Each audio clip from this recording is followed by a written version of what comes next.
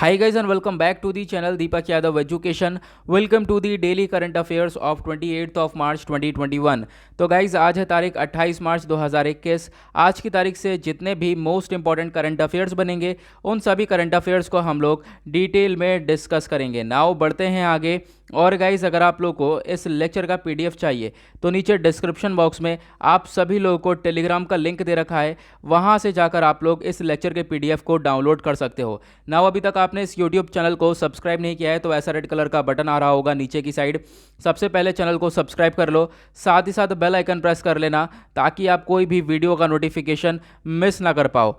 चलिए स्टार्ट करते हैं डिस्कशन। ये है हमारा आज का सबसे पहला आर्टिकल, काफ़ी इंपॉर्टेंट आर्टिकल है आपके एग्जाम के पॉइंट ऑफ व्यू से। बात करी गई है महाराष्ट्र भूषण अवार्ड के बारे में। तो जो हमारी एक लेजेंडरी सिंगर हैं जिनके बारे में ज़्यादातर सभी लोगों को मालूम होगा, आशा भोसले जी, इनको ये प्रेजेंट करा जाएगा क्या महाराष्ट्र भूषण अवार्ड। साल 2020 के लिए इनको ये अवार्ड दिया जाएगा, इसका अनाउंसमेंट हो चुका है। और ये स्टेट गवर्नमेंट का हाईएस्ट ऑनर है, यानी महाराष्ट्र सरकार का एक हाईएस्ट अवार्ड है। अब ये जो कमेटी है इसके लिए कमेटी बनाई गई थी और उसको हेड करा गया चीफ मिनिस्टर उद्धव ठाकरे के द्वारा, जो कि महाराष्ट्र के हैं। और यहाँ पर मीटिंग के अंदर डिसाइड करा गया कि ये किस किस को अवार्ड जाना चाहिए, तो यहाँ पर फाइनली ऐलान हो चुका है। नाउ ये जो अवार्ड है इसको लाया गया था 1996 में बाय द स्टेट गवर्नमेंट। यहाँ पर जो राज्य सरकार है यानी महाराष्ट्र इस अवार्ड को लेकर आया था ताकि उन मेन पर्सनैलिटीज़ को निकाला जाए जिन्होंने काफ़ी हटकर काम किया है, बहुत कुछ अचीव किया है अपनी लाइफ में, तो उनको स्टेट से लिया जाए और उनको इस अवार्ड से रिप्रेजेंट किया जाए। इस अवार्ड में आप लोग देख पाओगे कैश प्राइज़ दिया जाता है 10 लाख रुपए का, और एक साइटेशन भी यहाँ पर साथ ही साथ दिया जाता है। साइटेशन एक तरीके से कोटेशन जो होता है वो यहाँ पर रिप्रेजेंट किया जाता है। नाउ आशा भोसले जी का जन्म हुआ था सितंबर 8 1933 के अंदर, और कहाँ पर, महाराष्ट्र के सांगली डिस्ट्रिक्ट के अंदर। अब यहाँ पे अगर हम बात करें, जो ये भोसले जी हैं इनको सबसे पहले म्यूज़िक इंडस्ट्री के अंदर उतारा गया इनके फादर के द्वारा, जिनका नाम है renowned Marathi stage actor singer थे जिनका नाम है दीनानाथ मंगेशकर। ठीक है, इनके द्वारा जो है यहाँ पर ये इनको म्यूज़िक इंडस्ट्री में उतारा गया था। नाउ भोसले जी ने एक अवार्ड रिसीव किया है जिसका नाम है दादा साहेब फाल्के अवार्ड साल 2000 के लिए। ओके, साल 2000 में जो है इनको ये अवार्ड दिया गया था। नाउ चलते हैं आगे। अब बात करते हैं सेकंड आर्टिकल की तरफ। ये भी काफ़ी इंपॉर्टेंट है, काफ़ी दिनों से न्यूज़ के अंदर कवर कराया जा रहा है। बात करी गई है केप ऑफ गुड होप के बारे में। तो अभी देखो क्या है, पहले मैं आपको न्यूज़ बताता हूँ, फिर उसके बाद यहाँ पर आप अच्छे से कनेक्ट कर पाओगे। देखो अभी क्या हुआ है, यहाँ पे आप लोग देख पाओगे ये मैप है, यहाँ पे एशिया है और यहाँ पे अफ्रीका कॉन्टिनेंट। अब यहाँ पे इसके बीच में ये जो एरिया है आप देख पाओगे मेडिटेरेनियन सी है, नीचे ये जो एरिया यहाँ पे रेड सी है, इसके बीच में यहाँ पर इस वाले एरिया पे है स्वेज कैनाल। ठीक है, SUEZ, ठीक है, उसका नाम है स्वेज कैनाल। तो एक सेकंड, हाँ इसी वाले मैप में देखते हैं, तो यहाँ पे स्वेज कैनाल है। अब वो स्वेज कैनाल हो चुका है ब्लॉक। वहाँ पे एक शिप जा रहा था चाइना से नीदरलैंड तक, वो शिप जा रहा था और इस रास्ते में वो फंस चुका है वो शिप।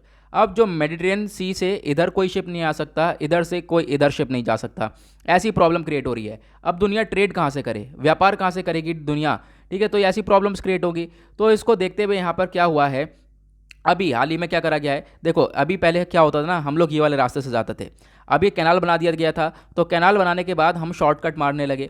ठीक है, अगर यहाँ पर आप देख पाओगे ये रास्ता ना हो तो फिर हमें कितना लंबा घूम के जाना पड़ता है इधर की साइड अपने शिप को लेकर।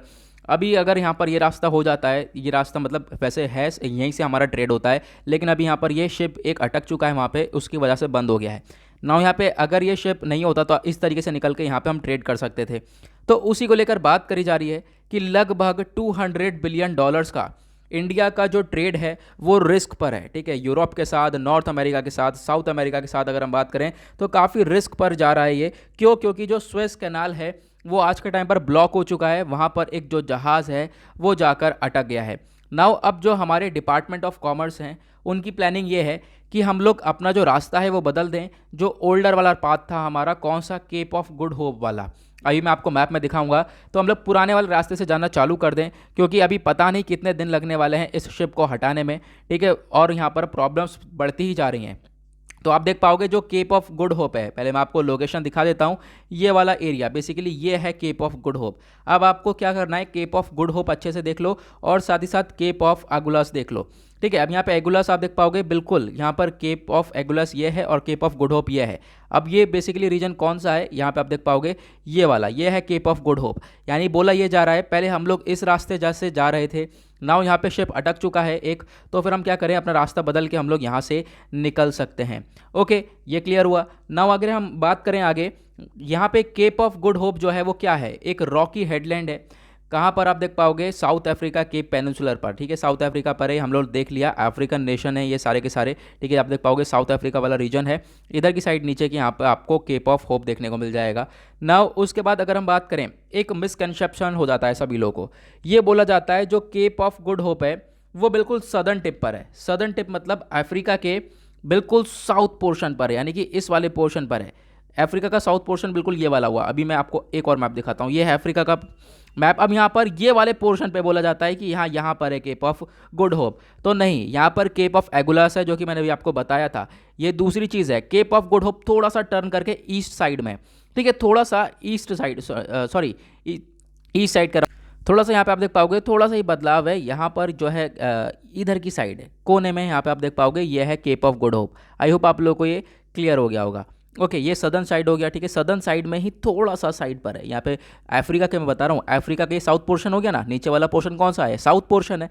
साउथ पोर्शन में आप देख पाओगे ज़रा सा थोड़ा सा इधर शिफ्ट करा हुआ है Cape of Good Hope. I hope आप लोगों को क्लियर हो गया होगा। अगर हम बात करें बिल्कुल टिप पर है नीचे, तो बिल्कुल टिप ये वाली है, बिल्कुल टिप पर नहीं है। ओके, नाउ आगे बढ़ते हैं। आई होप आप लोगों को क्लियर हो गया होगा। तो इसी के बारे में बताया गया है, क्या सिचुएशन है मैंने आप लोगों को बता दिया। यहाँ पे बेसिकली 4 केप हैं, कौन कौन सी आप देख पाओगे। एक है केप ऑफ गुड होप, दूसरा केप पॉइंट है, तीसरा केप हैंक्लिप है, और चौथा है केप अगुलस, ठीक है। यहाँ पे आई होप आप लोगों को ये चीज़ें क्लियर हो गई होंगी।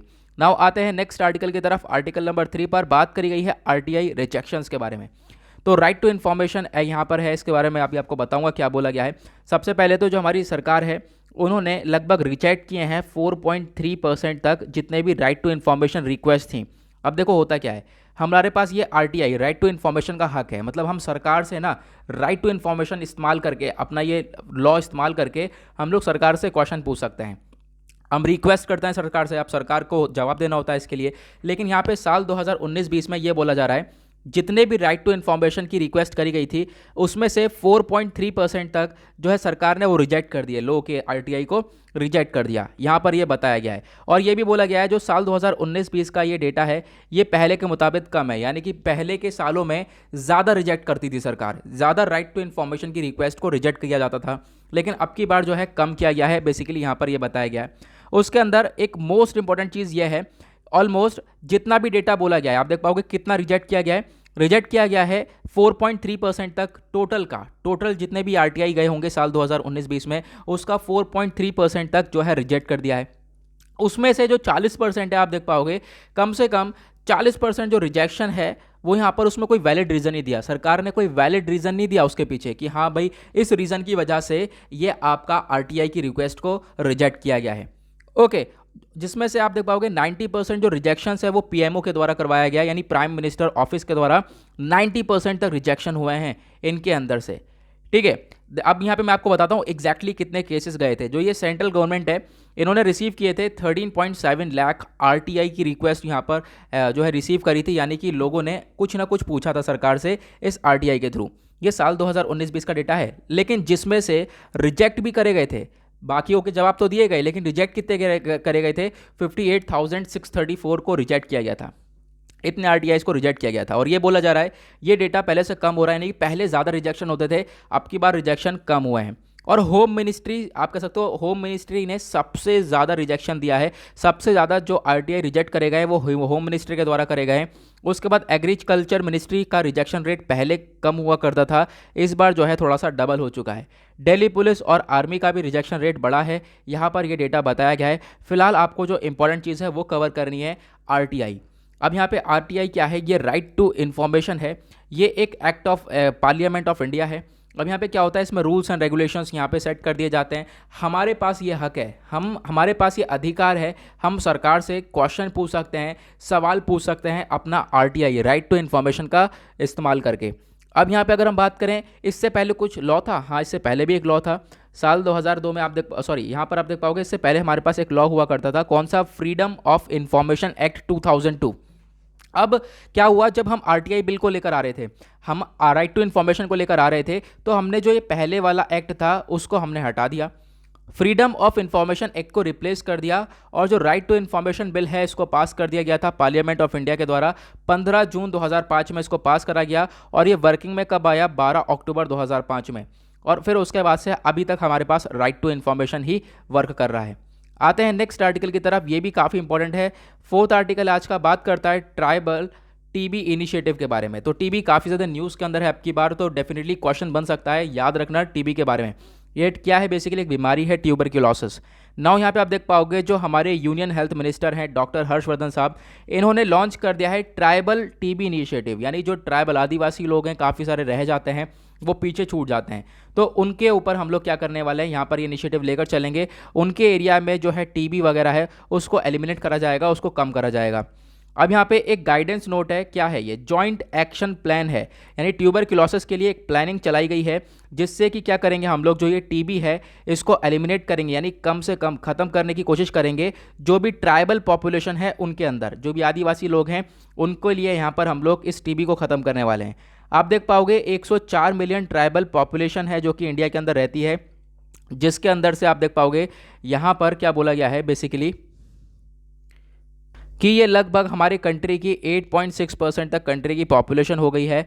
और यहाँ पे अगर हम बात करें तो 177 यानी 177 जो ट्राइबल डिस्ट्रिक्ट्स हैं इनको आइडेंटिफाई करा गया है as a high priority district. यानी कि 177 ट्राइबल डिस्ट्रिक्ट्स को, जहाँ पे आदिवासी रहते हैं, उनको एकदम प्रायोरिटी पे रखा गया है कि यहाँ पर सख्त ज़रूरत है कि जो है हम लोग यहाँ पर टीबी को ख़त्म कर पाएँ। क्योंकि एक तो वहाँ पर मेल न्यूट्रिशन देखने को मिलता है, यानी कुपोषण, बच्चों को न्यूट्रिशन भरपूर खाना नहीं मिल पा रहा है, लोगों की कंडीशन वहाँ पे अच्छी नहीं है, लोग जागरूक ही नहीं है इन सब चीज़ों को लेकर। तो वहाँ पर हमारी कोशिश ये है कि हम लोग ज़्यादा से ज़्यादा जो ये बीमारी है ट्यूबरक्लोसिस वहाँ पे देखने को भी मिलती है तो उसको ख़त्म कर पाएँ, उसलिए हम लोग ये इनिशिएटिव लेकर चल रहे हैं। ओके, तो आई होप आप लोगों को क्लियर हो गया होगा। ये जो इनिशिएटिव है ये सबसे पहले 161 डिस्ट्रिक्ट के अंदर, 161 डिस्ट्रिक्ट्स के अंदर फोकस करेगा और 18 आइडेंटिफाई स्टेट्स के अंदर यहाँ पे फोकस करा जाएगा। और हमारी कोशिश ये रहेगी हम जल्द से जल्द टीबी को प्रिवेंट करें, जो ट्यूबरक्लोसिस बीमारी है उससे बचाएं इन लोगों को। नाउ इंपॉर्टेंट ज्ञान की तरफ आते हैं। यहाँ पर एक पॉइंट डाल रखा है इंपॉर्टेंट ज्ञान, तो यहाँ पे आपको ध्यान रखना है ये चीज़, क्योंकि डेफिनेटली यहाँ से क्वेश्चन बन सकता है। ये क्या बोला गया है, पहले पॉइंट में आप देख पाओगे अभी हाल ही में हमने वर्ल्ड टीबी डे मनाया है, ठीक है। अब यहाँ पे एक और क्वेश्चन आप लोगों से बन जाता है, वर्ल्ड टीबी डे कौन सी तारीख को मनाया गया था, नीचे कमेंट सेक्शन में सभी लोग टाइप करना, ठीक है, ज़रूर से टाइप करना। तब यहाँ पे बेसिकली क्या बोला जा रहा है, जो यूनियन टेरिटरी ऑफ लक्षद्वीप है एंड डिस्ट्रिक्ट ऑफ बडगाम, यहाँ पे याद रखना है यूनियन टेरिटरी ऑफ लक्षद्वीप और डिस्ट्रिक्ट ऑफ बडगाम, ये जम्मू कश्मीर के अंदर है बडगाम, ठीक है। जो ये डिस्ट्रिक्ट है ये कहाँ पर है, जम्मू कश्मीर के अंदर। इन दोनों ही जगह को टीबी फ्री डिक्लेयर कर दिया गया है वर्ल्ड टीबी डे पर। यानी इस साल जो वर्ल्ड टीबी डे हमने सेलिब्रेट किया है तो इन दोनों जगह को टीबी फ्री कर दिया गया है, यानी कि यहाँ पर टीबी के एक भी केसेस नहीं है। तो आपको इसके बारे में ध्यान रखना है। और हमारी सरकार ने भी जो है बजट वगैरह का जो कह सकते हो खर्चा वगैरह बढ़ा दिया है इसके अंदर, कि हम लोग आने वाले 5 साल के अंदर आप कह सकते हो कि टीबी को जल्द से जल्द, हम लोग का गोल ये भी है कि हम 2025 तक जो है इस टीबी को ख़त्म कर पाएँ, ठीक है। 2025 तक हमने डेटा देख रखा है कि जो ट्यूबरक्लोसिस है उसको हम लोग पूरी तरह से ख़त्म कर पाए। तो आई होप आप लोग क्लियर हुआ हो ना। उसके बाद आते हैं आज के लास्ट आर्टिकल की तरफ, ये भी काफ़ी इंपॉर्टेंट है, बात करता है जुडिशियल वैकेंसीज़ के बारे में। तो अभी सुप्रीम कोर्ट ने गवर्नमेंट से यानी सरकार से पूछा कि देखो जो भी यहाँ पे क्या होता है ना, एक कॉलेजियम सिस्टम होता है। ये क्या करता है, कॉलेजियम सिस्टम जो होता है ना ये जजेस को हायर करता है, ठीक है, यानी जजेस को क्या करता है, अपॉइंट करा जाता है। अब यहाँ पे कोर्ट के लिए जजेस को अपॉइंट करने के लिए क्या सिस्टम यूज़ करता है, कॉलेजियम सिस्टम। अब कॉलेजियम सिस्टम ने क्या करा, लिस्ट तो दे दी सरकार को कि हाँ ये जजेस को अपॉइंट कर लेना चाहिए, लेकिन सरकार ने अभी तक उस चीज़ के ऊपर स्टेप नहीं उठाया। लगभग 6 महीने साल भर हो चुका है, मतलब जजेस का अपॉइंटमेंट नहीं हो पाया है। तो सुप्रीम कोर्ट ने यहाँ पे पूछा है गवर्नमेंट से कि क्लैरिफाई करो भाई, क्यों नहीं यहाँ पर ये चीज़ें हो पा रही हैं, क्यों नहीं अभी तक अपॉइंटमेंट करा गया है। तो आप देख पाओगे काफ़ी सारी जगह पर पेंडिंग पड़े हुए हैं। आप यहाँ पर मैं एक डेटा ये देख पाओगे, काफ़ी इंपॉर्टेंट डेटा है। हमारे पास 25 हाई कोर्ट हैं, 25 हाई कोर्ट की जो स्ट्रेंथ होनी चाहिए वो होनी चाहिए 1080, यानी कि 1080 जजेस यहाँ पर होने चाहिए। लेकिन आज के टाइम पर अगर हम देखें तो कितना वर्किंग स्ट्रेंथ है, यानी कितने जजेस काम कर रहे हैं, 661 जजेस काम कर रहे हैं, यानी कि 419 वैकेंसीज अभी भी खाली पड़ी हैं। 419 वैकेंसीज। तो यहाँ पर इसके लिए कॉलेजियम सिस्टम का इस्तेमाल करके यहाँ पर अपॉइंट तो करने के लिए बात करी गई थी, कम से कम 55 रिकमेंडेशन दिए गए थे 55 जजेस के लिए, लेकिन यहाँ पर अच्छी तरीके से सरकार ने स्टेप नहीं उठाए। सरकार ने अभी तक यहाँ पर पूरी चीज़ें क्लियर नहीं करी हैं कि किस जज को अपॉइंट करना है, किस जज को अपॉइंट नहीं करना है। तो सुप्रीम कोर्ट इसी चीज़ को यहाँ पर देखते हुए स्टेप उठा रहा है। सरकार से पूछा गया है कि यहाँ पर क्यों यहाँ पर ऐसा करा गया है, जो भी यहाँ पे हुआ है इसको क्लैरिफाई करो कि आपने अभी तक जजेस को अपॉइंट क्यों नहीं करा है। अब यहाँ पे आप देख पाओगे अपॉइंटमेंट ऑफ जज, ये हमारे संविधान के अंदर कहाँ पे लिखा है, आर्टिकल 124 सेकंड में आप देख पाओगे। जो हमारे प्रेसिडेंट ऑफ इंडिया है, याद रखना प्रेसिडेंट ऑफ इंडिया है, वो अपॉइंट कर सकते हैं जज को। पहले एक बार कंसल्टेशन होगा काफ़ी सारे जजेस के साथ और चीफ जस्टिस ऑफ इंडिया के साथ, जो CJI हैं। अब एक क्वेश्चन एक और बनेगा, दूसरा क्वेश्चन आप लोगों से, आने वाले टाइम के हमारे नए चीफ जस्टिस ऑफ इंडिया कौन बनने वाले हैं, किनको किनको रिकमेंडेशन करा गया है, ये मैंने आप लोग को पढ़ा चुका हूं पहले भी। तो आपको बताना है आने वाले टाइम के चीफ जस्टिस ऑफ इंडिया कौन बनने वाले हैं, जल्दी वो आने वाले हैं। ठीक है, नाउ यहाँ पे हम लोग कहाँ पे थे कि जो प्रेसिडेंट हैं वो जजेस को अपॉइंट करते हैं, पहले रिकमेंडेशन ले कंसल्टेशन करते हैं, बातचीत करी जाती है। चीफ जस्टिस ऑफ इंडिया से पहली बात यहाँ पे कंसल्टेशन करना काफ़ी ज़रूरी होता है, तो बातचीत करने के बाद जजेस को अपॉइंट करा जाता है। ओके, नाउ यहाँ पे 3 जजेस हैं, अब वो 3 जज केस हुआ है, यानी जो कॉलेजियम सिस्टम है, कॉलेजियम सिस्टम का इवोल्यूशन कैसे हुआ, किस तरीके से कॉलेजियम सिस्टम आया है। तो आप लोग देख पाओगे क्या है, 1981, 1993, 1998, 3 साल में यहाँ पर मतलब इन तीनों केसेस के अंदर हमने पूरी तरह से कॉलेजियम सिस्टम को एस्टेब्लिश किया है। पहले केसेस के अंदर क्या हुआ, कॉलेजियम सिस्टम का मतलब यह है जज हो, ठीक है, जज के साथ और भी कुछ जजेस हों, वो मिलकर आपस में डिसाइड करेंगे कि कौन से जज का अपॉइंटमेंट होना है, कौन से जज का ट्रांसफर होना है। ठीक है, ये सब मिलकर डिसाइड करते हैं, उसको बोलते हैं हम लोग बेसिकली कॉलेजियम सिस्टम। आज के टाइम पर कॉलेजियम सिस्टम में क्या है, एक CJI है चीफ जस्टिस ऑफ इंडिया और 4 सीनियर मोस्ट जजेस हैं। ठीक है, 4 कौन है, सीनियर मोस्ट जजेस, यानी कि 5 लोग हैं। आपसे पूछा जाए कॉलेजियम सिस्टम के अंदर कौन लोग बेसिकली वर्क करते हैं, तो 5 लोग होते हैं, एक चीफ जस्टिस ऑफ इंडिया और 4 सीनियर मोस्ट जज होते हैं सुप्रीम कोर्ट के, इनके द्वारा ये सिस्टम चलाया जाता है और ये मिलकर डिसाइड करते हैं कौन से जज को अपॉइंट करा जाएगा, कौन से जज को जो है ट्रांसफर करा जाएगा। इस तरह की चीज़ें यहाँ पर ये लोग करते हैं। और उसके बाद एट द लास्ट आप देख पाओगे जो प्रेसिडेंट ऑफ इंडिया है, ये इनके ऊपर डिपेंड होता है। यानी कि क्या होता है, हम लोगों ने यहाँ पे डिसाइड कर लिया, इसके बाद जाएगा यहाँ पे मुद्दा प्रेसिडेंट तक, तो प्रेसिडेंट ऑफ इंडिया के पास यहाँ पर ऑप्शन होता है कि वो एक्सेप्ट करें या फिर रिकमेंड करें। ठीक है, तो उनके पास यहाँ पे खुद की आप कह सकते हो कि वो प्रेसिडेंट के ऊपर है। देखो होता क्या है, जो प्रेसिडेंट है वो क्या करते हैं, पहली बात तो उनके ऊपर है कि वो एक्सेप्ट करें या जो है रिजेक्ट कर दें। लेकिन वो क्या करते हैं, अगर रिकमेंडेशन को एक्सेप्ट नहीं करते तो उसको वापस से भेजता है रिकंसिडरेशन के लिए कि भाई एक बार और चेक कर लो, यही जज को अपॉइंट करना है नहीं करना। जो वापस से रिकंसिडर होता है, यानी कि वापस से अगर उसी जज को नाम आएगा तो जो रिकंसिडर एडवाइस होगी वो यहाँ पर एक्सेप्ट करी जाती है प्रेसिडेंट के द्वारा, ये याद रखना है। ठीक है, यहाँ पर 2-3 चीज़ें हैं जो काफ़ी इंपॉर्टेंट बन जाती है। तो आई होप आप लोगों को क्लियर हो गया होगा। नाउ इसी के साथ करते हैं हम लोग अपने डेली करंट अफेयर के वीडियो का एनालिसिस पूरी तरह से समाप्त। आई होप आप लोगों को सारी चीज़ें क्लियर हो गई होंगी। नाउ मिलेंगे आप लोगों से नेक्स्ट वीडियो में। आज के लिए bye bye, have a nice day.